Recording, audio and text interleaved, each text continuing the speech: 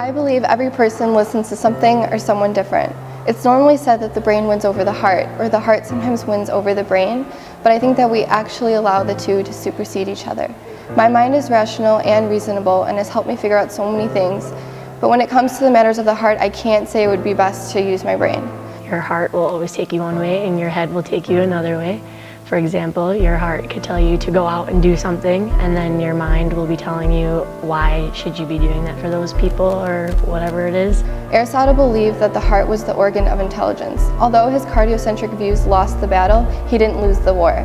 His research and theories that I've learned in this semester, as well as things I previously learned in neuroscience, taught me that our hearts can have a large impact on what our brains eventually decide. Your head is more logical and analyzes more, whereas your heart is more your true self and how you are feeling within. The discussions we have had in this class has helped me think so differently when I need to make a decision. I no longer just wing it.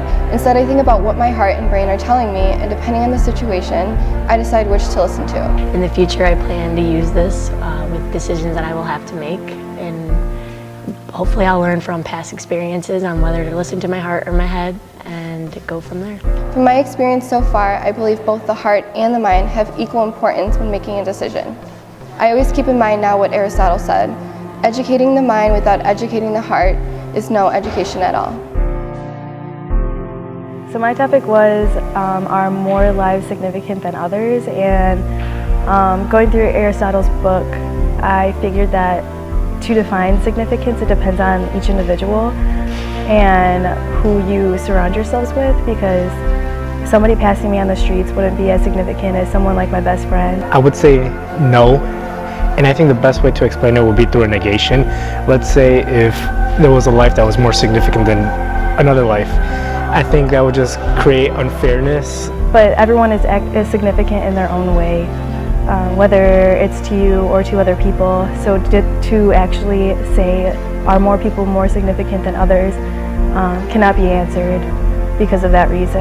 And just unjust situations where you have, of course, like people thinking they're worth more, and it will just create unequalness throughout the spectrum and just a lot of chaos going on with people, and that's where you get racism, where you get all this bad stuff. And that's why I believe that all lives are equal and they're the same value. For me, for somebody to be significant, they have to have qualities or values or lessons that are either equivalent to mine or are different than mine, and that's why I really value their opinions or advice, and that's who I go to. So my topic was to whom I should listen to, and I think the obvious answer is to your parents and your friends and your family or your loved ones, but I don't think they always know what's best for you, because they are always going to sugarcoat things. They're going to tell you, oh yeah, do this, do that, you know. They're going to try to promote everything that you're doing. As far as my belief, I think I'm going to use this throughout in the future, and I'm gonna, of course, put it in practice and treat everyone equal. I plan to use this in my own life with a quote that says, "Those who mind don't matter, and those who matter don't mind." But I think strangers are the best ones to tell you. They keep it real, and they tell you, people that you don't know. They tell you what they know. They use their wisdom. They tell you what they know about what you're going through, and I think that's the best thing in life. But the most important is also to listen to yourself. You know, I'm just going to do whatever I want, but with the guidance of those significant people. Especially now that we're growing up, like through these 21 years, you've listened to enough people, to your parents telling you what to do, to everyone around you telling you what you should say, what you should do. And at the end of the day, if up to 21 years you don't know who you are and what you're doing, then I don't know, that's it. But your opinion matters the most, and what you're doing now, it's going to dictate what you do for the rest of your life. Since I see everyone as having equal value lives, I'm just going to treat everyone equal and see them as the same person, basically.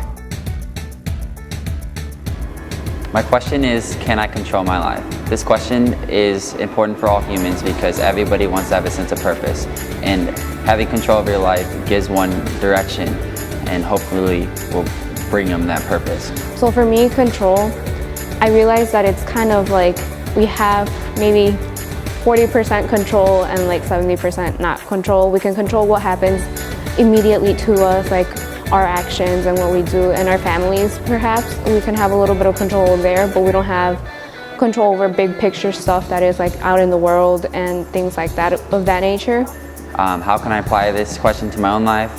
I could realize what I can control and what I can't control and not linger on the uncontrollables. Like, I cannot control how or when I'll die, but I should not let this hold me back or prevent me from accomplishing what I can control. For me, like, I needed to learn of this, or realize this, not so much learn it, because I think we all know that, you know, there's stuff out of our reach and out of our control. But it's important to me because, like, I was the kind of person that I wanted everything to go my way, to go perfect, and to go straight, like, you know, if this is the path I've chosen, that's the way it has to be. But I realized that, hey, you know, you can't control that. So I realized, you know, like, it's okay to not have control of everything 100%. It's part of life. That is why I choose to go to Dominican University to educate myself in order to hopefully make the world better by getting a job that allows me to do so. Let's see, how do I want to tell my life? I want it to be like a comedy, like a dramedy, like, because there's been a lot of dark and twisty moments in my life that I feel like comedy would just like uplift it. I'm a child of divorce kind of thing, like going through that, being raised by my grandparents. My time here at Dominican was a lot of finding myself, trying to find who I am, who I love, being comfortable with that. I feel like my life story should just tell people, like, it's okay to be you, it's okay to be different, it's okay to struggle. I would have to say that my time at Dominican was rather rewarding, as I should say, because you meet like a lot of new people, a lot of new experiences. I mean, even though, as I have said earlier in the class, this will be a flashback back when we see like in 10 years, that like I have not changed a lot.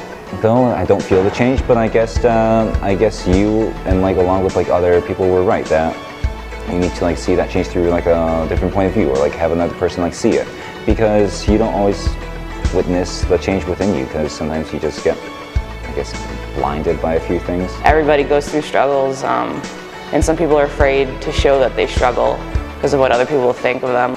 People come and go in your life, and I think that's everyone also holds something new to teach you.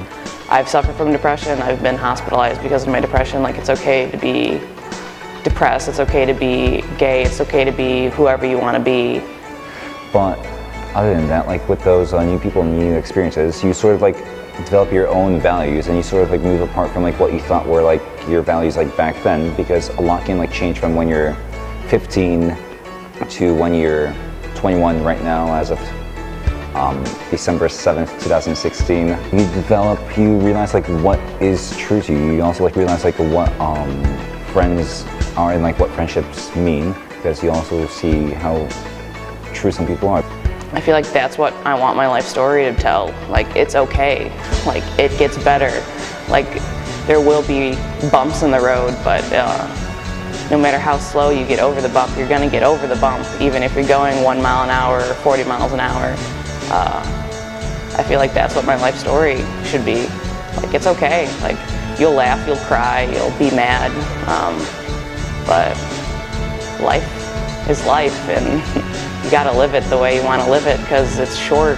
Even though it's the longest thing you're ever gonna do is live, but life is life, and it just should be fun. It should be you. It should be authentic and unique. Yeah, that's my life story. Aristotle has taught me. Aristotle has taught me. Aristotle has taught me. Aristotle's taught me to be a good person, be moral, have ethics, don't be an ass kind of person. Aristotle has taught me To be true to myself and not to think what other people tell me to think.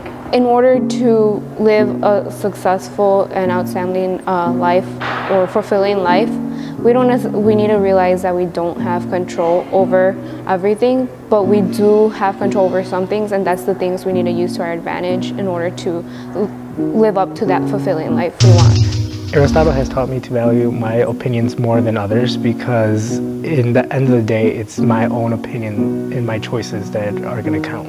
Aristotle has taught me That I should only care about the significant people in my life that are important to me and their advice and their opinions when I'm trying to lead a life of happiness. Within all of the ages, people have been having the same dilemma and problems, but yet the same solutions. Even though that times may be different, it's still the same in one aspect or another.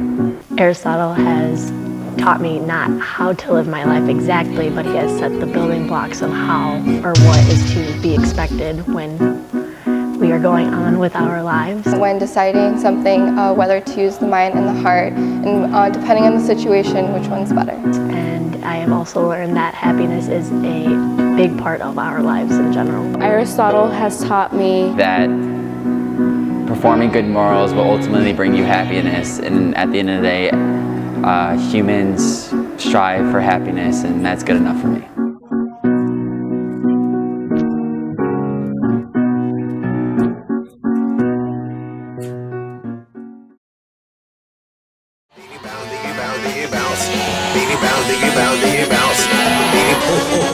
Merry Christmas.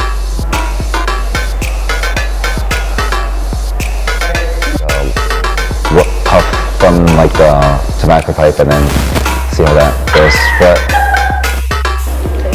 Telling my life story. I don't know how that was important. Can I like look in the corner and not at you?